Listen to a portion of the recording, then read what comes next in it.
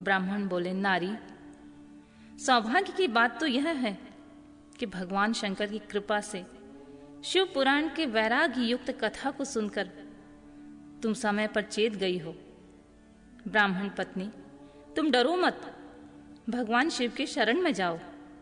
शिव की कृपा से सारा पाप तत्काल नष्ट हो जाता है। मैं तुमसे भगवान शिव की कार्तिक कथा से युक्त उस परम वस्तु का वर्णन करूंगा जिससे तुम्हें सदा सुख देने वाली उत्तम गति प्राप्त होगी। शिव की उत्तम कथा सुनने से ही तुम्हारी बुद्धि इस तरह पश्चाताप से युक्त एवं शुद्ध हो गई है। साथ ही तुम्हारे मन में विषयों के प्रति वैराग्य हो गया है। पश्चाताप ही पाप करने वाले पापियों के लिए सबसे बड़ा प्रायश्चित है।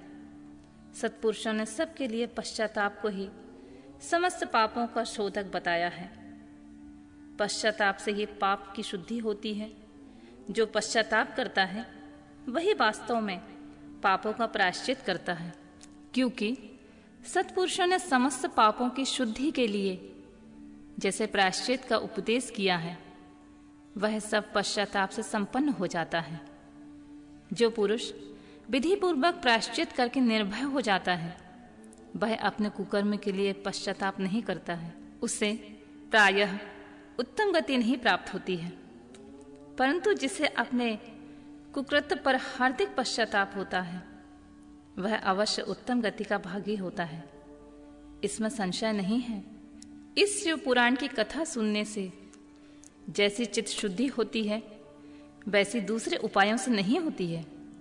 जैसे दर्पण साफ करने पर निर्मल हो जाता है, उसी प्रकार इस शिव पुराण की कथा से चित्त अत्यंत शुद्ध हो जाता है। इसमें संशय नहीं है। मनुष्य के शुद्ध चित्त में जगदम्बा पार्वती सहित भगवान शिव विराजमान रहते हैं। इससे वह विशुद्धात्मा पुरुष श्री साम्य सदाशिव को प्राप्त कर लेता है।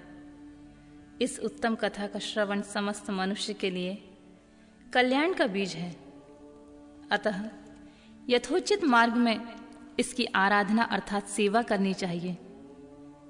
यह भव बंधन रूपी रोग का नाश करने वाली है। भगवान शिव की कथा को सुनकर फिर अपने हृदय में उसका मनन करते हुए निंध्यासन करना चाहिए। इससे पूर्णतः चित्त शुद्धि हो जाती है। चित्त शुद्धि होने से महेश्वर की भक्ति अपने दोनों पुत्रों के साथ निश्चित ही प्रकट होती है। तत्पश्चात महेश्वर के अनुग्रह से दिव्य मुक्ति प्राप्त होती है। इसमें संशय नहीं है। जो मुक्ति से वंचित है उसे पशु समझना चाहिए, क्योंकि उसका चित्त माया के बंधन से आसक्त है। वह निश्चित ही संसार बंधन से मुक्त नहीं हो पाता। ब्राह्मण पत्नी, इसलिए तुम इन विषयों से मन हटा लो और भक्ति भाव से भगवान शंकर की इस परम पावन कथा को सुनो। परमात्मा शंकर की इस कथा को सुनने से तुम्हारे चित्त की शुद्धि होगी। इससे तुम्हें मोक्ष की प्राप्ति भी हो जाएगी। जो निर्मल चित्त से भगवान शिव के चरणार बिंदों का चिंतन करता है उसकी एक ही जन्म में मुक्ति हो जाती है। यह मैं तुमसे सत्य सत्य कहता हूं। सूत जी बोले, शौनक, इतना कहकर वे श्रेष्ठ शिव भक्त ब्राह्मण चुप हो गए। उनका हृदय करुणा से आर्द्र हो गया। वे शुद्ध चित्त महात्मा भगवान शिव के ध्यान में मग्न हो गए। तदंतर बिंदुक की पत्नी चंचुला मन ही मन प्रसन्न हो उठी। ब्राह्मण का उक्त उपदेश सुनकर उसके नेत्रों में आनंद के आंसू छलक आए थे। वह ब्राह्मण पत्नी चंचुला हर्ष भरे हृदय से उन श्रेष्ठ ब्राह्मण के दोनों चरणों में गिर पड़ी और हाथ जोड़कर बोली, मैं कृतार्थ हो गई। तत्पश्चात उठकर वैराग्य युक्त उत्तम बुद्धि वाली वह स्त्री जो अपने पापों के कारण आतंकित थी, उन महान शिव भक्त ब्राह्मण से हाथ जोड़कर गद्यवाणी से बोली। चंचुला ने कहा, ब्राह्मण, शिव भक्तों में श्रेष्ठ स्वामिन, आप धन्य हैं, परमार्थदर्शी हैं। आप सदा परोपकार में लगे रहते हैं। इसीलिए श्रेष्ठ साधु पुरुषों में प्रशंसा के योग्य हैं।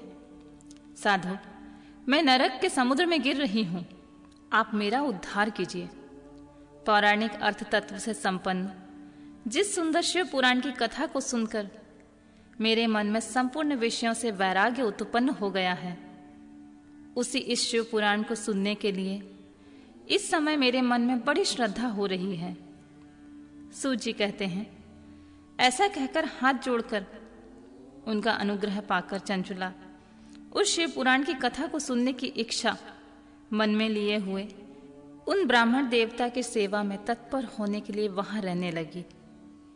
तदंतर शिव भक्तों में श्रेष्ठ और शुद्ध बुद्धि वाले ब्राह्मण देव ने उसी स्थान पर उस स्त्री को शिव पुराण की उत्तम कथा सुनाई। इस प्रकार उस गोकर्ण नामक महाक्षेत्र में स्त्री ने परम उत्तम कथा सुनी, जो भक्ति, ज्ञान और वैराग्य बढ़ाने वाली तथा मुक्ति देने वाली है। उस परम उत्तम कथा को सुनकर वह ब्राह्मण पत्नी अत्यंत कृतार्थ हो गई। उसका चित्त शुद्ध हो गया। फिर भगवान शिव के अनुग्रह से उसके हृदय में शिव के सद्गुण रूप का चिंतन होने लगा।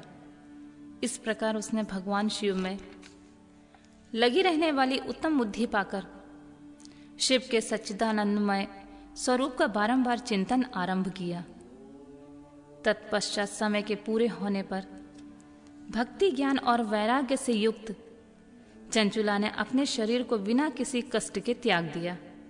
इतने में ही त्रिपुर शत्रु भगवान शिव का भेजा हुआ एक दिव्य विमान द्रुत गति से वहां पहुंचा, जो उनके अपने गणों से संयुक्त और भली भांति के शोभा साधनों से संपन्न था। चंचुला उस विमान पर आरूढ़ हुई और भगवान शिव के श्रेष्ठ पार्षदों ने उसे तत्काल शिवपुरी में पहुंचा दिया।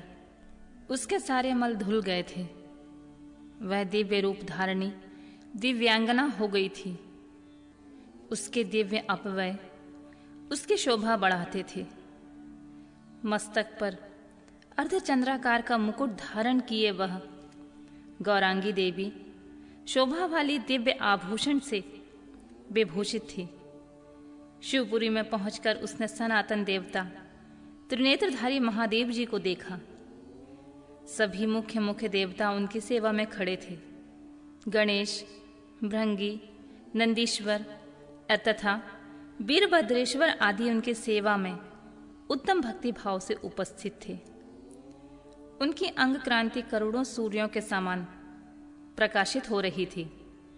कंठ में नील चिन्ह शोभा पाता था। 5 मुख और प्रत्येक मुख में 3-3 नेत्र थे। मस्तक पर अर्धचंद्राकार मुकुट शोभा देता था। उन्होंने अपने बांग भाग में गौरी देवी को बिठा रखा था, जो विद्युत पूज्य के समान प्रकाशित हो रही थीं। गौरीपति महादेव जी की क्रांति कपूर के समान गौर थी। उनका सारा शरीर श्वेत भस्म से भ्राषित था। शरीर पर श्वेत वस्त्र शोभा पा रहे थे।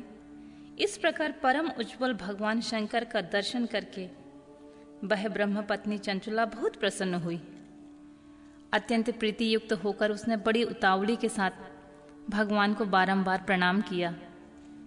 फिर हाथ जोड़कर बड़े प्रेम, आदर और आनंद संतोष से युक्त होकर विनीत भाव से खड़ी हो गई। उसके नेत्रों में आनंद अश्रुओं की अविरल धारा बहने लगी तथा संपूर्ण शरीर में रोमांच हो गया। उसी समय भगवती पार्वती और भगवान शंकर ने उसे बड़ी करुणा के साथ अपने पास बुलाया और सौम्य दृष्टि उसके ऊपर डाली। पार्वती जी ने दिव्य रूप धारणी बिंदु प्रिया चंचुला को प्रेम पूर्वक अपनी सखी बना लिया। वह उस परमानंदन ज्योति स्वरूप सनातन धाम में अविचल निवास पाकर दिव्य सौम्य से संपन्न हो अक्षय सुख का अनुभव करने लगी।